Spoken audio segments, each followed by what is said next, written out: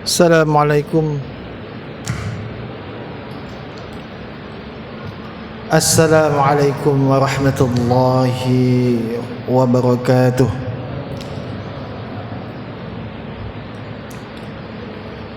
Alhamdulillahi nahmaduhu wa nasta'inuhu wa nastaghfiruh wa na'udzu billahi min sururi anfusina wa sayyiati a'malina. May yahdihillahu fala mudilla lahu wa may yudlilhu fala hadiyalah. Asyhadu an la ilaha illallah wahdahu la syarikalah wa asyhadu anna Muhammadan abduhu wa rasuluh. Allahumma salli ala Muhammad wa ala ali Muhammad. Ya ayyuhalladzina amanu taqullaha haqqa tuqatih wa la tamutunna illa wa antum muslimun. Jamaah salat Isya, dan insyaallah sebentar lagi kita akan melaksanakan salat tarawih. Alhamdulillah, bersyukur kita kepada Allah atas nikmat yang Allah limpahkan kepada kita. Karena semakin hari kita perhatikan, kita semakin maju, baik. Tadi ulun perhatikan jamaah kita ini ada sekitar 6 saf. Itu kita berdoa, Pak. Kita sama-sama, Bapak Ibu, kita sama-sama azamkan niat. Ramadan ini kita berdoa kepada Allah agar kita dimampukan, dikuatkan, selesai kita dalam melaksanakan ibadah Qiyamul Ramadan atau salat tarawih. Kemudian kita berpuasa di siang hari tuntas. Ada yang 29 hari, nah, ada yang 30 hari. Nah, jadi masalah, Pak. Insyaallah di Muhammadiyah insyaallah 30 hari ya. Salawat dan salam selalu tercurahkan kepada junjungan Nabi besar Muhammad sallallahu alaihi wasallam, kepada keluarga, kepada para sahabat, dan semoga kita menjadi mengikut beliau hingga kematian datang kepada kita. Pada kesempatan malam hari ini ulun akan menyampaikan materi yang sebenarnya materi itu sudah sering disampaikan dan juga tadi malam disampaikan oleh Ustadz Najamuddin tentang amalan hati. Sebenarnya terfokus pada penyakit ujub, tapi di materi tadi malam itu membahas masalah berbagai macam penyakit dan obatnya. Salah satunya adalah dengan melaksanakan ibadah puasa. Maka kami akan mengulang kembali tema-tema yang sudah lalu, karena pada dasarnya Pak, tema-tema yang disampaikan di masjid dari awal sampai akhir itu tema yang terus diulang. Materi-materi yang disampaikan ini tema-tema yang terus diulang dan diulang, baik itu kajian secara langsung yang diadakan setiap ba'da salat subuh ataupun antara menunggu waktu berbuka di sesuatu, itu temanya diulang-ulang, Pak. Jangan sampai dengan tema-tema yang sering diulang-ulang kita bosan. Maka ini perlu untuk kita ulang kembali. Maka ada salah satu materi yang penting yang mungkin saja sudah saya sampaikan di sini di tempat lain, tapi penting rasanya ulun ulang kembali ya. Sangat penting untuk ulang kembali agar dengan waktu yang singkat diberikan ini kita sama-sama bisa mengamalkannya, khususnya pada diri kami. Allah memberikan kita nikmat mata, nikmat panca indera, nikmat yang lainnya. Allah juga memberikan kita nikmat untuk berpikir. Allah juga memberikan kita nikmat untuk kita mengingat sesuatu. Bahkan kita juga diberikan oleh Allah untuk kita melupakan sesuatu. Maka tak jarang daripada kita ketika kita mengingat sesuatu yang menyenangkan, kita akan selalu ingat. Dan ketika sesuatu yang sedih dalam hati kita, kita pun akan melupakan kesedihan tersebut.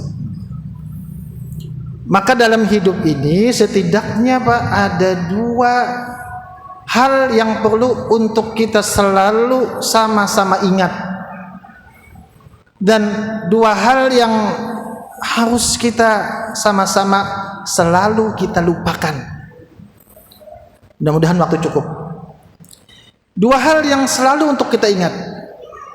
Apa itu? Yang pertama, mari kita sama-sama mengingat dosa-dosa yang pernah kita lakukan, bahkan 1 menit, 2 menit, 1 jam yang lalu. Dosa apa yang kita lakukan? Kita ingat. Buat apa kita beristighfar kepada Allah, memohon ampun kepada Allah agar diberikan ampunan maghfirah oleh Allah Subhanahu wa taala, khususnya di bulan suci Ramadan ini, Pak. Karena kata Rasulullah SAW, man shoma Ramadhana imanan, ada yang mengatakan juga dalam konteks lain, man qama Ramadhana imanan wa ihtisaban ghufira lahu ma taqaddama min jambi. Barang siapa yang berpuasa di bulan Ramadan dengan penuh keimanannya dan wahtisaban, dan mengharap ridha Allah, ghufira lahu ma taqaddama min jambi. Yang hadis yang satunya lagi, mangkoma, barang siapa yang berdiri atau sholat pada malam harinya, yaitu sholat tarawih, maka Allah akan ampuni seluruh dosa-dosanya yang telah lalu, Pak. Maka tidak tercatat dalam hitungannya Allah, dalam hitungannya malaikat, peluh yang kita keluarkan sampai hari ini, kita sholat paluhan, panas. Ada juga yang mengeluh mungkin kipas anginnya kurang lah, tapi bersyukur kita sudah pengurus menambah kipas angin. Mudah-mudahan nanti tambah AC. Kita bersyukur kepada Allah, dan akan dicatat setiap peluh kita, setiap langkah kita, setiap langkah kaki kita, setiap ayunan gas kita, setiap duit yang kita keluarkan akan dihitung oleh Allah sebagai amal yang dihitung. Apalagi di bulan Ramadan ini, terus nanti pada 10 hari 10 terakhir Ramadan. Maka kita juga diperintahkan oleh Allah, ya ayyuhalladzina amanu tubu ilallahi taubatan nasuha. Hai orang yang beriman, taubatlah kepada Allah dengan taubat nasuha. Di tafsir disebutkan taubat yang sebenar-benarnya. Wasari'u ila maghfiratin min rabbikum wa jannatin 'arduhas samawati wal ardu uiddat lil muttaqin. Dan bersegeralah kamu kepada ampunan Allah untuk mendapatkan surganya seluas langit dan bumi, Pak, yang diperuntukkan bagi orang-orang yang bertakwa. Maka kita kuatkan, istiqomahkan diri kita, keluarga kita aktif ibadah di masjid ini, Pak. Ini sudah 6 sab, Pak. Kita pertahankan jangan sampai 5 sab. Nah, kalau bisa nanti 7, 8, 9. Tapi jarang, Bang, biasa, Pak. Biasanya kalau akhir itu tambah berkemajuan, bukan berkemunduran. Sabnya maksudnya. Tapi imannya berkemajuan. Kemudian yang kedua, Pak, mengingat jasa-jasa yang pernah orang lain berikan kepada kita. Kita harus ingat jasa-jasa orang yang pernah berjasa dengan kita. Jasa paman, jasa julak, jasa acil, jasa tetangga kanan kiri. Dulu kita datang ke Tanah Grogot tidak jadi apa-apa, tidak punya uang, tidak punya tempat tinggal, tinggal di salah satu rumah orang misalkan, sampai menjadi pegawai, menjadi pejabat, maka ingat-ingat siapa dulu yang pernah membantu saya sampai saat ini, Pak. Ingat-ingat itu. Karena dalam sebuah riwayat disebutkan, orang yang tidak berterima kasih kepada orang lain, summalam yudkhil, maka sama dia dengan sama dengan dia tidak berterima kasih kepada Allah. Barang siapa yang tidak bersyukur kepada manusia, lam yaskur Allah, maka sama halnya dia tidak bersyukur kepada Allah, khususnya kepada abah mama kita. Maka perhatikan pada saat kita kondisi sekarang ini, keadaan kita sekarang ini, jangan sampai tidur ber-AC, spring bed yang besar, abah mama kita tidur, aduh kasihan. Maka perhatikan keadaan orang tua kita. Maka kata Rasulullah, rugi ma'ampus, rugi ma'ampus, rugi ma'ampus. 3 kali Rasulullah katakan, rugi besar dia, rugi besar dia, rugi besar dia, rugi besar dia. Sahabat tanya dengan Rasulullah, siapa dia wahai Rasulullah?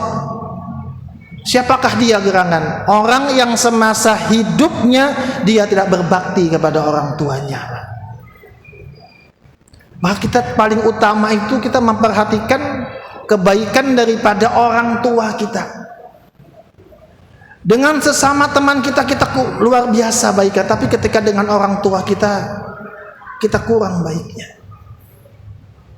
Maka jangan sampai ada pepatah mengatakan kacang lupa kulitnya. Apa, air dibalas dengan air tuba ya gitu. Air susu dibalas dengan air tuba.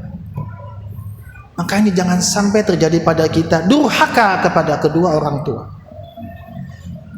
Selanjutnya adalah, di waktu yang singkat ini kita pendek-pendek aja, 2 hal yang perlu untuk kita lupakan, yaitu yang pertama, kebalikannya, melupakan jasa kita kepada orang lain, melupakan kebaikan kita. Dulu kita pernah bantu masjid, dulu kita pernah bantu saudara kita lupakan jasa kita kepada keluarga kita, kepada orang lain. Maka sering Pak kita ini terucap, kalau kada ulun, kalau kada aku, kalau kada saya, tidak jadi apa-apa dia itu. Maka hati-hati Pak, pahala yang sudah kita kumpulkan, yang kita bawa, ingin kita bawa kepada Allah sebagai amal kebaikan kita nanti di yaumil kiamah, gara-gara ucapan kita itu bocor Pak, hancur semuanya, terhambur.